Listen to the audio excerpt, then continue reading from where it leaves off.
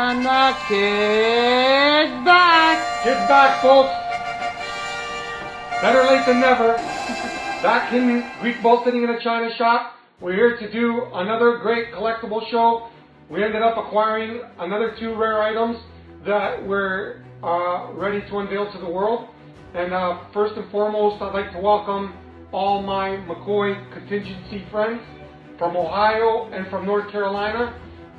We have my idol, the University of Clemson graduate, Morgan Stanley head honcho, in the front row there. Thank you for joining us. We also have the McCoy Pottery Pirate over here on the left, on the left of me. And shout out to the boys. Shout out to the boys. And last but not least, we have my good buddy from Georgia, who actually has more guns than Rambo. Oh yeah. I forgot. He's a big boy. Shout out to the big boy. Shout out to the big boy in Georgia. Yeah, buddy. Yeah. All right, buddy. About to go down today. Okay, this item came to me via trade. Most of these items, actually 98% of the items in these display cases all came out of private collections. I pulled them out of private collections. None of these jars were purchased at public auction. This jar actually came to auction, and I actually sent about a year ago, and I sent my bidding price to the floor with the McCoy Pottery Pirate. He was actually on a hunting trip, so he sent my bid down with a fellow friend, and he called me back. We have some late arrivals today to join us in the front row. We have my sensei from Lenoir, North Carolina. Thank you for joining us. We also have the gentleman who, according to him, has a higher vertical than me and can shoot the 3 better than me. I think he's delusional, but anyways, he's also joining us too from South Carolina. He actually joined us today for the pottery show. And what in God's name are mechanical bag collectors doing here? We have Larry and Max in the back row eating cotton candy and flipping me the bird. Where's security? Security, get these boys out of here. Unbelievable, losing concentration. Okay, folks, getting back to the item at hand. This item actually came up for auction a year ago. I didn't want to run the bids up on this item because what happens is when you run up a bid and you run up an item beyond its true value, and collectors end up finding these items, they end up quoting you what you actually bid at auction. So I decided to stay disciplined in my bidding process.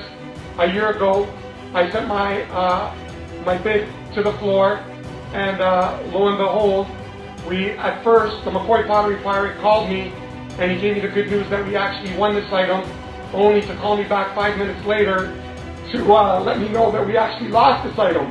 And I said to the McCoy Pottery Pirate, how is it that we won and lost at the same time? It doesn't make any sense. And long story short, we found out that the bid ended at my high bid, but this gentleman ended up getting his bid in before me. So the winning bid always goes to the floor.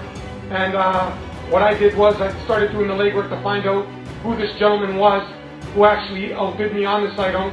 And I got my fellow friend Frankie Poulis Foti, who I miss dearly, and he did the legwork for me. And he actually never knew who this gentleman was. Actually, nobody knew who this gentleman was. Where at one point I actually thought there was a fake bid. When I talked about this gentleman, I actually found out who he was. He was actually a real bidder. I ended up calling him, and I asked him if he was interested in selling me this item at a profit. And the thing that was funny about this particular auction, this gentleman was an old McCoy pottery collector back in the day, ended up selling his collection, decided on this particular auction that he'd get back in on the action, and he actually decided that he wanted to own a rare McCoy piece, and he ended up doing it at my expense. Aww. So I ended up calling him. I asked him a year ago, and I asked him if he would sell it to me at a profit. He told me he had no interest in selling it to me, so I let the matter rest. But you know me, folks, I never let things rest. I actually went back in on him about a month ago, and I asked him, I was offering him 3 jars for 1 trade on this particular item, and he actually said to me, Theo, what you're offering me is chump change. and I couldn't believe it because I was offering him substantial items, which are rare items, and he fluffed them off like yesterday's news. So I gave up again, but I went back in again, and he actually said to me, Theo, do you really want this item? If you want this item, here's the list of 5 items that I want. He's a bad man, Janet. Bad man, I don't like him at all. I looked at the list, folks. Don't like him at all. And all 5 of these items hadn't come to market in the last 8 years. Yeah. But you know what I told Gloria Steinem? What? Gloria Steinem, I'll do it. Put down your bra, baby, because we're gonna find one of these 5 or 6 we items. did. And folks, 2 days in, the first person I called was my good friend Barbara Cruz, Oklahoma Thunder season ticket holder, and she knew right away what the kid was up to. She said, Theo, what are you cooking? You're cooking up another deal? She was right, folks. And she actually had one of the jars, but it was the wrong color. She had the production jar, and I was looking for the non-production jar. So I was back on the grind. Okay, folks, so getting back to the collectible, this gentleman said to me, Theo, I'll offer up the item if you could find one of the 5 items on the list.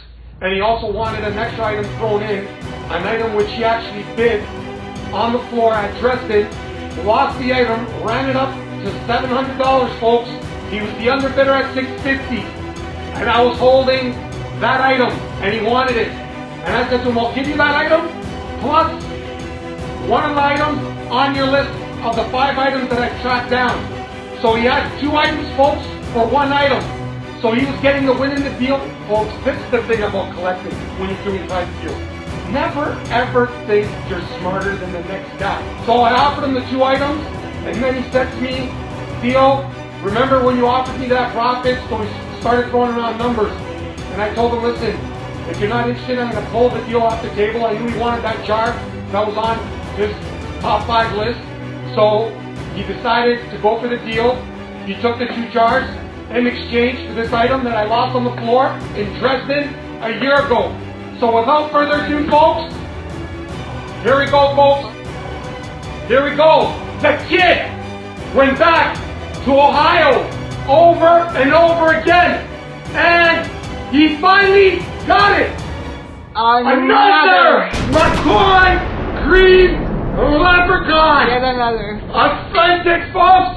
We're up Get to another 16. one. Get another one. Folks, I told you, the Asian leprechauns love me. And you know what, folks? If the Asian leprechaun came first on this collectible show, what outdoes the leprechaun? Nothing. So for this to be the first collectible to be unveiled on this show, what do you think is coming next?